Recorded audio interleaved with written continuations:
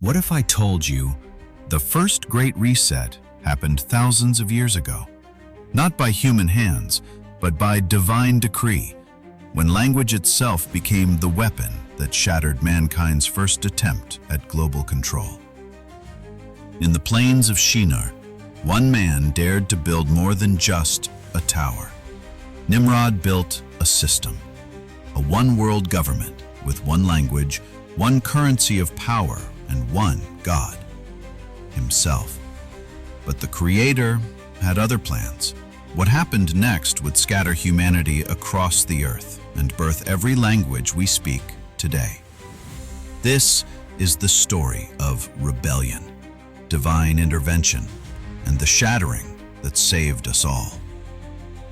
After the Great Flood, humanity faced a choice: spread across the earth as commanded, or gather in one place and build something that could never be destroyed again. They chose rebellion. Nimrod rose as their leader, a mighty hunter before the Lord, the ancient texts tell us. But he hunted more than animals. He hunted souls, gathering them under his banner of human achievement. "Come," they said, "let us build ourselves a city and a tower whose top is in the heavens." These weren't just construction plans. This was humanity's first declaration of independence from divine authority. The Tower of Babel wasn't just tall, it was a ziggurat, an artificial mountain designed to storm heaven itself. Each level represented another step away from earth, another step toward godhood.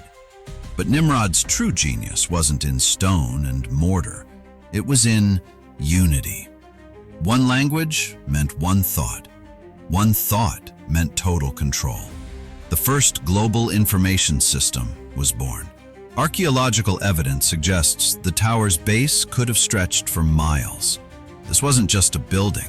It was a city-sized monument to human pride, visible from horizons away. Ancient texts describe Nimrod as the first king, the first to wear a crown.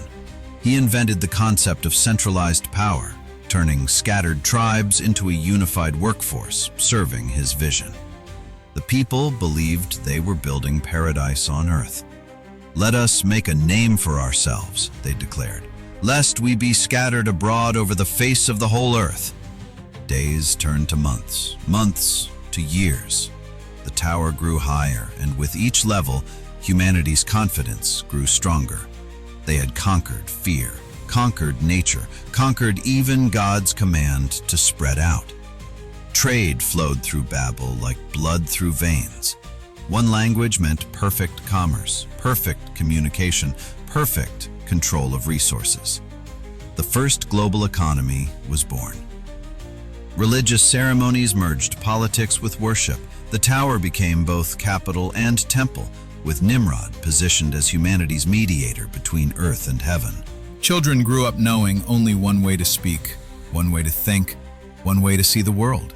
The diversity of human thought was being bred out of existence. But in heaven, the Creator watched. "Come," he said to his divine council, "let us go down and see this city and this tower which the children of men have built." The divine assessment was swift and clear. Indeed, the people are one, and they all have one language, and this is what they begin to do. Now, nothing that they propose to do will be withheld from them. This wasn't divine jealousy, this was divine mercy. Humanity united under prideful rebellion would eventually destroy itself. The tower was just the beginning of humanity's march toward self-destruction. The decision was made. "Come, let us go down and there confuse their language, that they may not understand one another's speech." The first Great Reset was about to begin.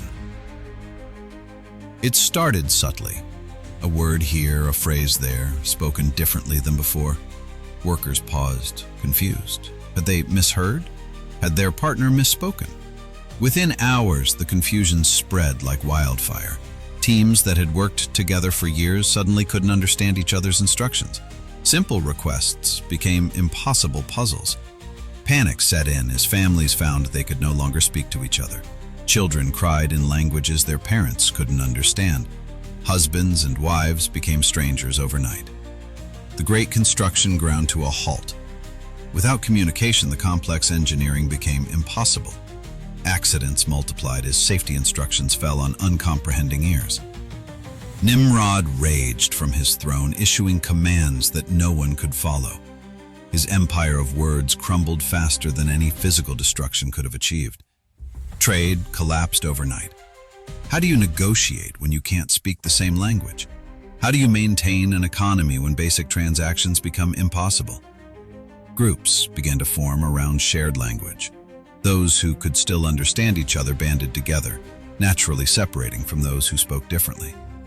The tower stood abandoned, a monument to human ambition and divine intervention.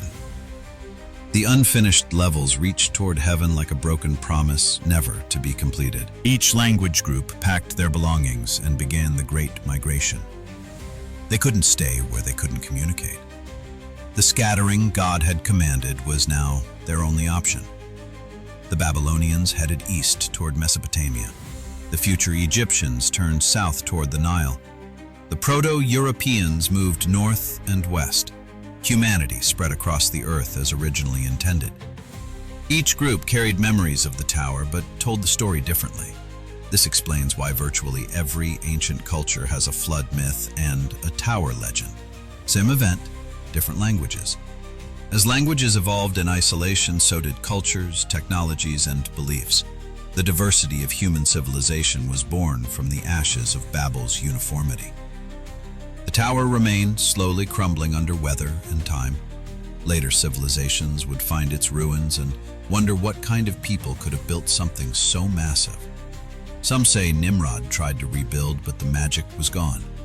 Without linguistic unity, no project could match Babel's scale. The first global government had fallen to divine intervention. Ancient historians like Josephus wrote that the dispersion happened in one day. Imagine, sunrise brought unity, sunset brought the scattering of nations. The first great reset complete. But was this really a judgment, or was it mercy? Left unchecked, human unity under prideful leadership might have achieved technological advancement without moral progress. The confusion of languages ensured that no single human leader could ever again unite all of humanity under one system. It was a built-in protection against absolute tyranny. Today, we see attempts to recreate Babel's unity through technology, universal translation, global communication, one-world governance. But the divine precedent remains. Human unity without divine guidance leads to destruction. Join our community of seekers. Subscribe for more truths hidden in plain sight. Stay with us till the end and you'll discover the mystery buried beneath history. If this resonates with your soul, don't forget to like, share, and subscribe right now. The connections between ancient events and modern times run deeper than most realize. Here's the profound truth. The first great reset wasn't humanity's failure, it was humanity's salvation. God scattered us not to punish, but to protect us from our own unified pride. Every language you hear today, every unique culture that enriches our world, every barrier that prevents total global control, these are gifts born from divine intervention at Babel. The tower fell so that human diversity could rise. What do you believe? Comment below and share your insight.